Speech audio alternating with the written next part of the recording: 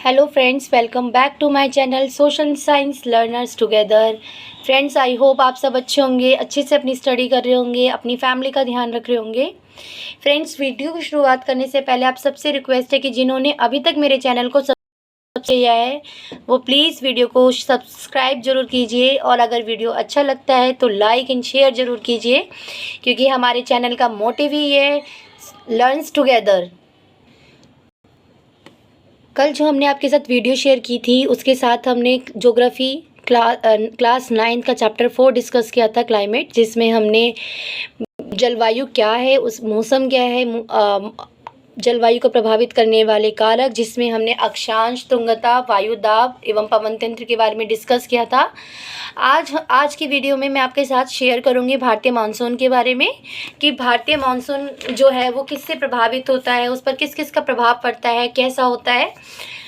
तो फ्रेंड्स, जो हमारा पहला जो पॉइंट है वो यही है कि जो अरबवासी थे वो आपको पता है भारत में क्यों आए थे। ऑब्वियसली व्यापार करने की हैसियत से आए, लेकिन हुआ क्या था कि जो पवन तंत्र के द्वारा जो मौसमी उत्क्रमण हो रहा था उसको उन्होंने नाम दिया था मानसून का। तो यहाँ पे पहला फैक्ट आपका यही बनता है कि किसने पवन तंत्र के मौसमी उत्क्रमण को मानसून का नाम दिया था। तो आंसर क्या होगा? अरबवासियों ने। मानसून का जो हम असर देखते हैं वो उष्णकटिबंधीय इलाकों में तकरीबन 20 डिग्री दक्षिण के मध्य में रहता है। और अगर भारतीय मानसून की प्रक्रिया को समझने के लिए करें तो उसके लिए हमें कुछ तथ्यों को जानना जरूरी है, कुछ पॉइंट्स को जानना जरूरी है, जो कि इस प्रकार से है। सबसे पहले हम पढ़ेंगे स्थल तथा जल के गर्म एवं ठंडे होने की विभेदी प्रक्रिया के बारे में। ठीक है, जो स्थल और जल की विभेदी मतलब डिफरेंट टाइप की जो प्रक्रिया होती है उसके बारे में पढ़ेंगे, जिसमें दो इम्पॉर्टेंट है। एक, भारत के स्थल भाग पर निम्न दाब का क्षेत्र उत्पन्न होता है, और दूसरा, स्थल भाग के आसपास तथा समुद्र के ऊपर उच्च दाब का क्षेत्र उत्पन्न होता है। ये किसकी वजह से हो रहा है? स्थल और जल के गर्म एवं ठंडे होने की जो डिफरेंट प्रक्रिया होती हैं ये तो उसके जैसे क्या हम फर्क देखते हैं। एक, कि जो भारत का स्थल भाग होता है उस पर निम्न दाब का क्षेत्र उत्पन्न होता है, जबकि स्थल भाग के आसपास तथा समुद्र के ऊपर उच्च दाब का क्षेत्र उत्पन्न होता है। यहाँ पर भी आपको कुछ ये जो दोनों फैक्ट्स हैं दोनों ही इम्पॉर्टेंट है। पहला, कि कहाँ पर निम्न दाब का क्षेत्र उत्पन्न होता है, जो कि गर्म एवं ठंडे विभेदीकरण प्रक्रिया की वजह से। तो आप बता सकते हैं भारत के स्थल भाग के पर निम्न दाब होगा, जबकि स्थल भाग के आसपास का जो एरिया होगा, ठीक है, आपको ध्यान रखना है, जो आसपास का एरिया होगा। और उसके बाद जो हमारे समुद्र के ऊपर का जो क्षेत्र होगा उस पर हमारा होगा उच्च दाब। सेकंड पॉइंट, जिसमें हम ग्रीष्म ऋतु के बारे में बात करेंगे, तो उसमें एक मोस्ट इंपॉर्टेंट पॉइंट आपका आएगा उष्णकटिबंधीय अभिसरण क्षेत्र के बारे में। तो सबसे पहले तो आपको यही पता होना चाहिए कि अंतः उष्णकटिबंधीय अभिसरण क्षेत्र आखिर होता क्या है और इसका प्रभाव क्या होता है।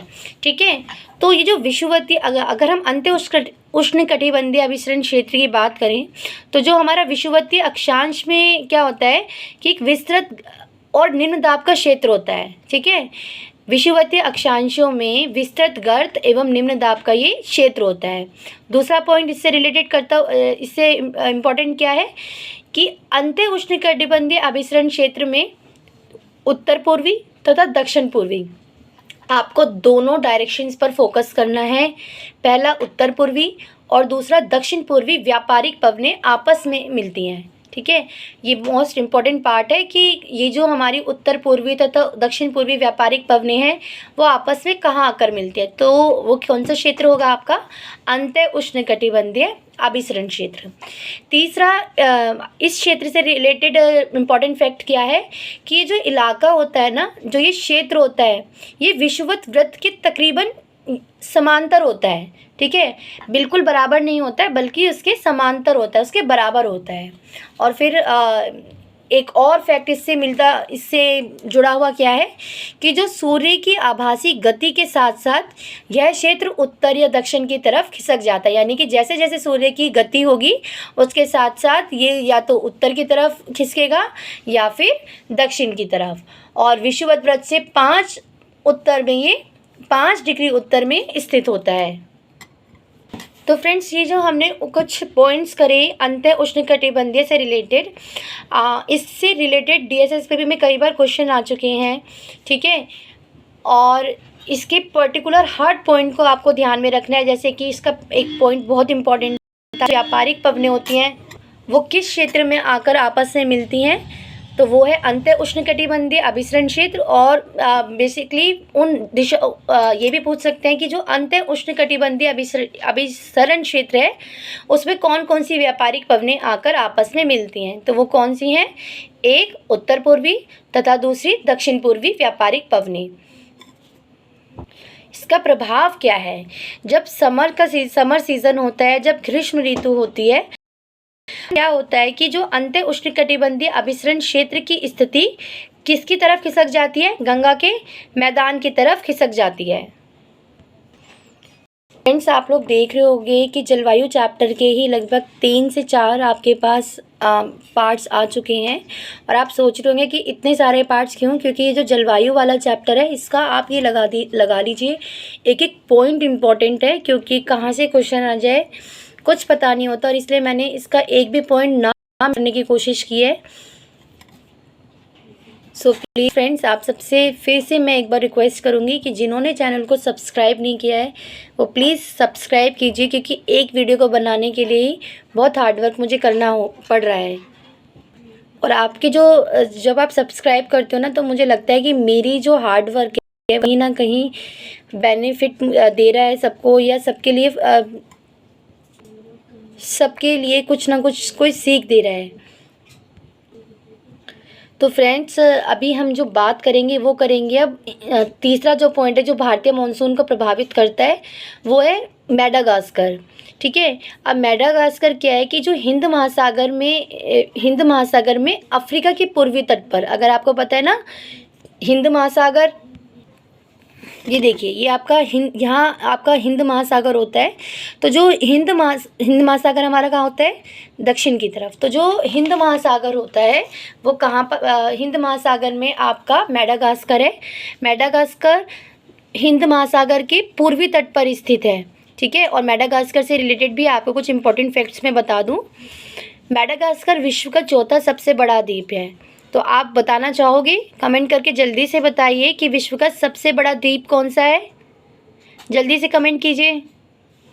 जी, विश्व का सबसे बड़ा जो द्वीप है वो है ग्रीनलैंड। मेडागास्कर के जो पूर्व में इसका, अब मेडागास्कर के भारतीय मानसून में क्या प्रभाव पड़ता है कि जो मेडागास्कर है ना उसके पूर्व में तकरीबन 20 डिग्री उत्तरी अक्षांश के ऊपर उच्च दाब वाला क्षेत्र होता है, ठीक है। कहाँ पर उच्च दाब वाला क्षेत्र होता है? जो मेडागास्कर का पूर्वी पार्ट है, ठीक है, लगभग 20 डिग्री उत्तरी अक्षांश के ऊपर उच्च दाब वाला क्षेत्र होता है, ठीक है। और यहीं से यह भी भारतीय मानसून पर प्रभाव डालता है। इस पॉइंट से हमें 2-3 बातें क्या पता चली। पहला कि जो मेडागास्कर है वो हिंद महासागर के अफ्रीका के पूर्वी तट पर स्थित है। दूसरी बात, मेडागास्कर विश्व का चौथा सबसे बड़ा द्वीप है। और उसी के साथ हमें क्या पता चला कि विश्व का जो सबसे बड़ा द्वीप है वो ग्रीनलैंड है। मेरी कोशिश यही है कि मैं आपको कंटेंट के बारे में ज़्यादा से ज़्यादा इन्फॉर्मेशन दे सकूं, और उससे रिलेटेड जितने भी वर्ड्स हैं जो भी मुझे इम्पोर्टेंट लगते हैं मैं कोशिश करती हूँ आपको उन सब के बारे में डिटेल से बताने के लिए। भारतीय मानसून के प्रभाव पर जो लास्ट पॉइंट है वो है आपका दक्षिण दोलन का, दक्षिण महासागर का प्रभाव, जिस पर हम पढ़ेंगे दक्षिण दोलन। आखिर ये दक्षिण दोलन क्या है? ठीक है, दक्षिण में हम 2 पॉइंट्स की बात करते हैं, एक एल नीनो और दूसरा दक्षिण दोलन की। दक्षिण के प्रभाव पर हम 2 चीज़ों की बात करते हैं, एक एल नीनो और दूसरा दक्षिण दोलन। तो फ्रेंड्स, सबसे पहले हमें पता होना चाहिए कि दोलन क्या है।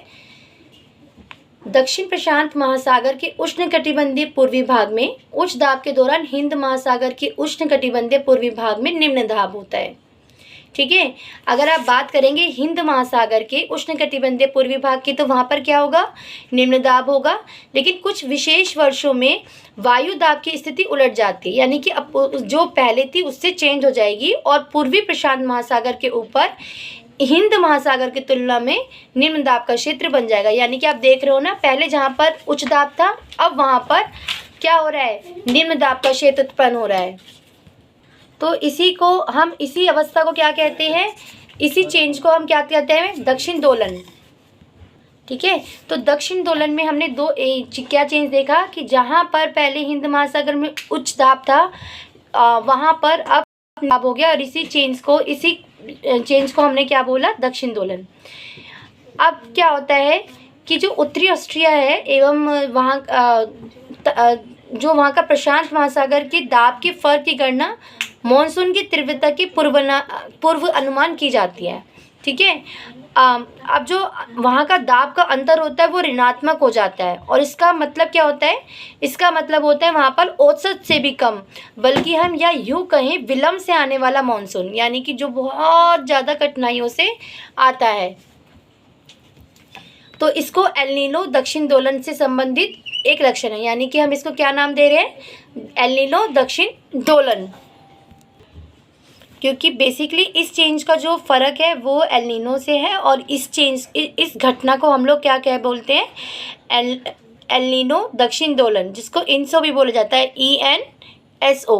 तो यहाँ पर भारतीय मॉनसून पर पड़ने वाले प्रभाव से रिलेटेड जितने भी फैक्ट्स थे आपके साथ वो शेयर किए हैं, जिसमें आपका दक्षिण का पठार, आपका ग्रीष्म ऋतु में जो हमने हिमालय को देखा, फिर हमने मेडागास्कर को देखा, और उसके बाद स्थल और जल के गर्म होने वाली जो प्रक्रिया होती है डिफरेंट, उससे उच्च दाब और निम्न दाब पर क्या प्रभाव पड़ा, वो सारे पॉइंट्स हमने आपके साथ किए हैं। तो आई होप्स फ्रेंड्स आपको ये जो टॉपिक है ये क्लियर हो। सो मिलते हैं अपने नेक्स्ट वीडियो में, और जहाँ पर आपका जलवायु चैप्टर टोटली कंप्लीट हो जाएगा।